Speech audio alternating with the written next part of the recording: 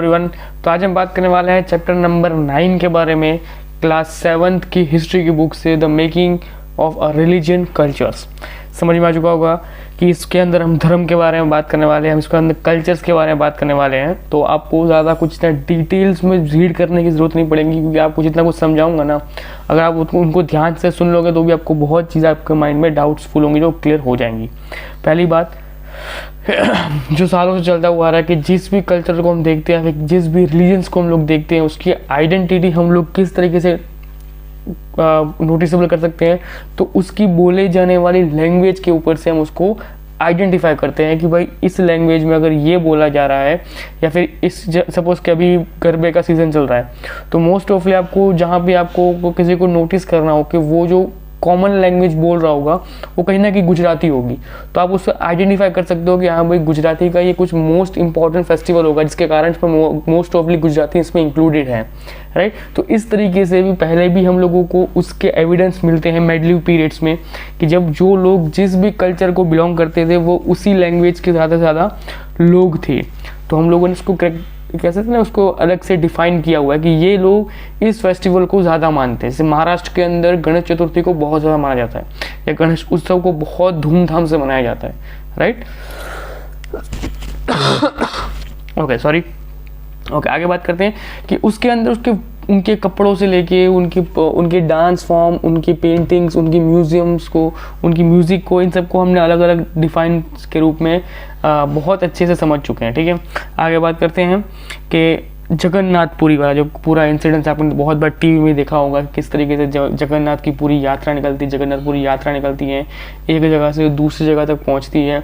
तो वो लोग जो पूरा का पूरा कथन करते हैं, तो लोकली लोग उसको आइडेंटिफाई करते हैं विष्णु को, कि विष्णु के प्रतीक हैं, और इन सब के रिलेटेड हम लोगों को चलते हैं। देखो अब ये चीज़ ऐसे टॉपिक है जिसके ऊपर अगर मैं आपको डिटेल्स में बताऊंगा ना, इससे अच्छा है कि आप इनको एक बार ध्यान से अपने मॉम डैड से गाइडेंस लो इस चीज़ का, राइट। क्योंकि देखो जितने भी कल्चर्स फॉर्म होंगे ना, वो आपकी फैमिली में आपके द्वारा, चाहे आपने उसको महसूस ना किया हो, चाहे आपने उसको जिया ना हो, बट आपकी फैमिली में कोई ना कोई ऐसा एल्डर होगा जिसने उस पूरी सिचुएशन को लाइव में या उस चीज़ को महसूस किया होगा। जगन्नाथ यात्रा जब मैं बोल रहा हूँ, तो बहुत बार ऐसा होता है कि हमने टीवी में जगन्नाथ यात्रा को देखते तो हैं, पर हम चैनल चेंज कर देते हैं।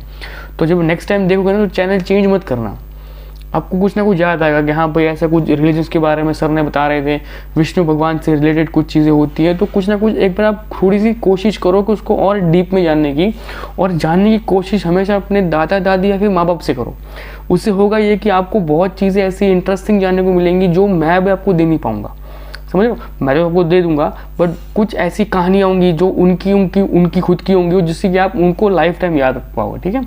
आगे बात करते हैं कि राजपूतों का एक ट्रेडिशन था जो उनको हीरोइज्म के रूप में माना जाता था।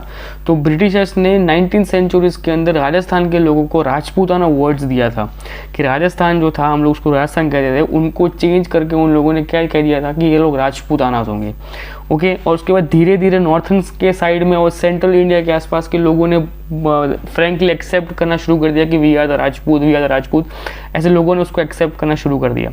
और उसके अंदर सबसे अच्छे जो राजा कह सकते हैं कि जिन्होंने एक आइडेंटिटी अलग से स्थापित की, वो थे पृथ्वीराज चौहान, ठीक है। उसके बाद आपका एक और चीज़ थी कि वुमेन्स को हम लोगों ने ऐसे हीरोइक एक इमेज दी है, क्योंकि वो लोग सती प्रथा के अंदर कुछ ज़्यादा ही इन्वॉल्व थे।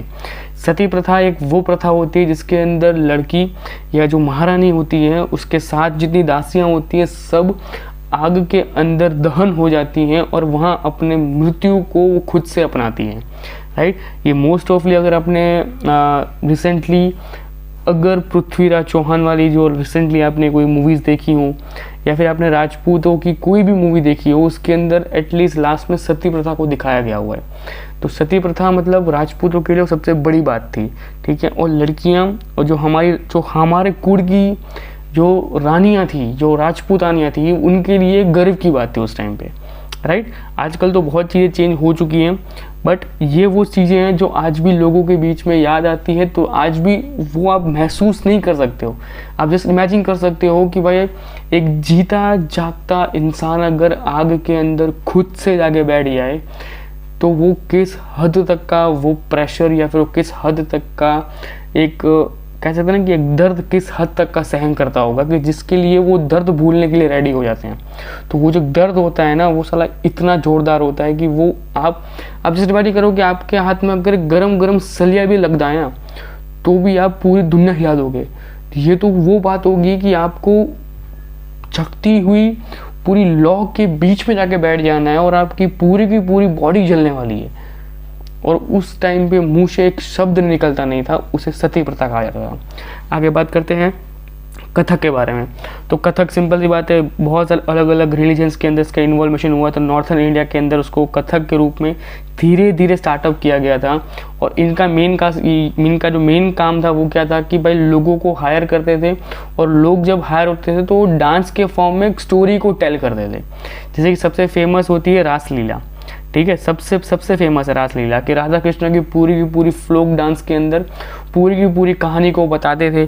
तो उनका जो मेन क्राइटेरिया था ना कथक का, वो क्या था कि भाई Kathak was basically for the story telling, कि आपको नाचते हुए, आपको डांस करते हुए उस प्रॉपर जेस्चर के अंदर, राइट। ऐसा नहीं कि कोई भी आलतू फालतू कपड़े पहन के आप डांस करो, नहीं। कथक का नियम है कि आपको प्रॉपरली ड्रेसअप होकर उसके जेस्चर्स को अपनाते हुए, उसके एंगल्स को, अपने हाथ की मूवमेंट, अपने फेस के एक्सप्रेशंस सबको नोटिसेबल रखने के बाद आप उसके अंदर आ सकते हो जब आप कथक करो। और कथक बेसिकली किसके ऊपर था? स्टोरी टेलिंग के ऊपर था। क्लियर? ओके। अब आगे आते हैं आपका जो ट्रेडिशन ऑफ द मिंचर्स।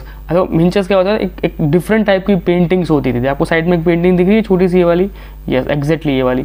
तो जो ये पेंटिंग है ना, ये आपकी ऐसी पेंटिंग होती थी कि जो स्मॉल साइज में होती थी और ये वाटर कलर से बनती थी और मोस्ट ऑफली एक क्लॉथ या पेपर्स के ऊपर बनती थी और एग्जैक्टली बहुत ही प्रीशियराइज रूप में बनती थी, क्योंकि ये लोग बहुत चीज़ें बहुत ही ऐसा बोला कि बहुत उम्दा पेंटिंग होती थी। क्यों?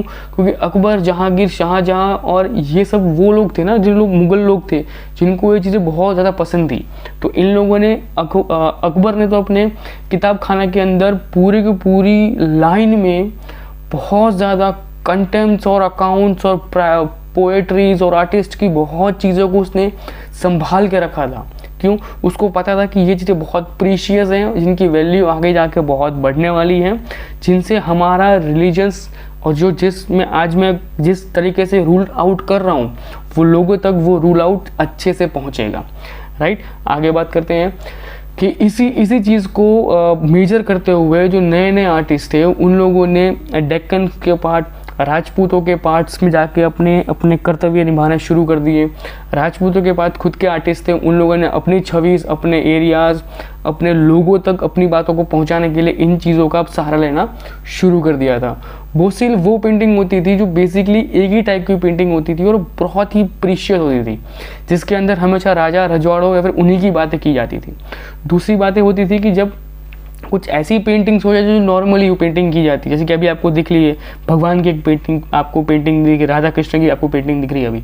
तो वो जो पेंटिंग है वो बेसिकली कहीं पे प्रिट्योर्ड करने के लिए या फिर किसी को समर्पित करने के लिए पेंटिंग नहीं बनाई गई थी, राइट। ये पेंटिंग बनाई गई थी कि जिसको हम दीवार पर रख सकते हैं ऐसे फैशंस के रूप में। तो इन पेंटिंग में और बोहिसिल में बहुत डिफरेंस था, क्योंकि बासोइल पेंटिंग वो थी जो mostly prepare for the Kings, वो किंग्स के लिए हमेशा प्रिपेयर की जाती थी और उनको ऐसे भेंट के रूप में, ऐसे गिफ्ट के रूप में, या फिर वो लोग अपने कद के हिसाब से उसको रखते थे, ठीक है। आगे बात करते हैं कि बंगाल लैंग्वेज के अंदर फिर जो बंगाली लैंग्वेज थी वो किस तरीके से डेवलप हुई।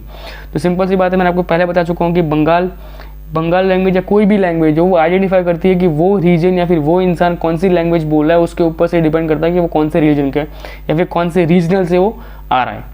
क्लियर? तो जो बंगाली लैंग्वेज थी वो मोस्ट ऑफली बंगाल के लोग पीपल्स थे, वो लोग बोलते थे।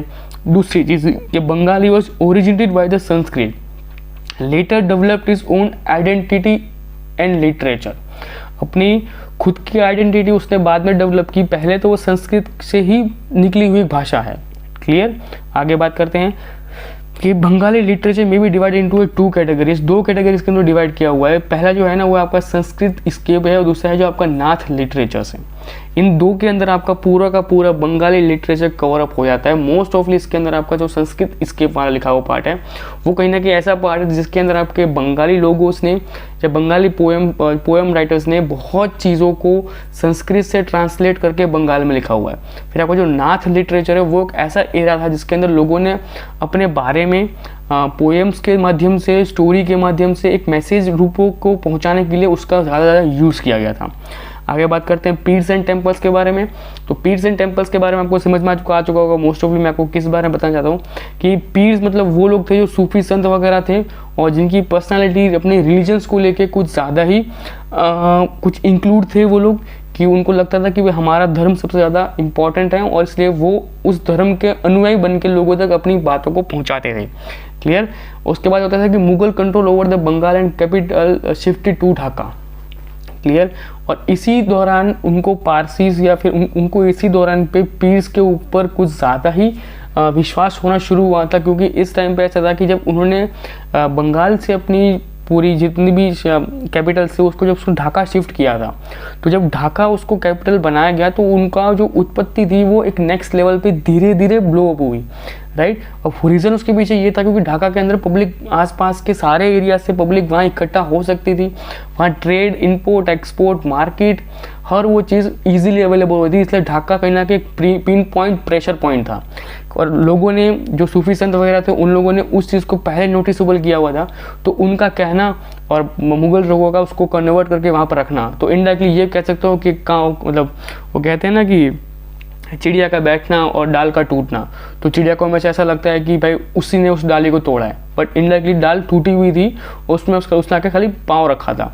तो इनडायरेक्टली उस टाइम पे भी यही हुआ था कि सूफी संत वगैरह ने, इन सब ने क्या ऑलरेडी रिसर्च करके रखा हुआ था, इन लोगों ने ऑलरेडी उस चीज़ के बारे में उनको ज्ञान था कि हमारे मुगल बादशाह हैं वो दिल्ली सल्तनत को संभाल रहे हैं और बंगाल तक उनका कोई आइडिया नहीं था, ठीक है। बट इंडिया के जब वहाँ पे आ रहे थे तो उनके दिमाग में आया था कि हम लोग कैसे भी करके ढाका को एज ए मेन पॉइंट के रूप में अगर दर्शाते हैं, तो इसको कैपिटल के रूप में अगर इसको चेंज करके उसको रख देता है तो होगा ये कि भाई हमको इजीली इंपोर्ट, एक्सपोर्ट, ट्रेड वगैरह सब कुछ करने में हमारे लिए ईजी रहेगा। तो इनडायरेक्टली वो चीज़ वहाँ पे हो जाती है। और फिर वो लोग जो बादशाह लोग थे वो ये पीर्स वगैरह को कुछ ज़्यादा ही इंपॉर्टेंस देना शुरू करते थे। तो कुछ इस तरीके का आपका ये चैप्टर ट्रेडिशन, रिलीजन्स के ऊपर डिपेंडेबल पूरा का पूरा था। बाकी जितना भी ये मेन पॉइंट्स आपको रीड आउट करने एक बार, तो जिससे कि आपके जो मोस्ट ऑफ डाउट्स होंगे वो क्लियर हो जाएंगे और जो डाउट्स आपको उठ रहे होंगे वो भी ऑटोमेटिक आपके सॉर्ट आउट हो जाएंगे। क्लियर। तो इस वीडियो में इतना ही, मिलते हैं नेक्स्ट लेक्चर में। तब तक वीडियो को लाइक कीजिए, चैनल को सब्सक्राइब कीजिए। Bye bye, take care.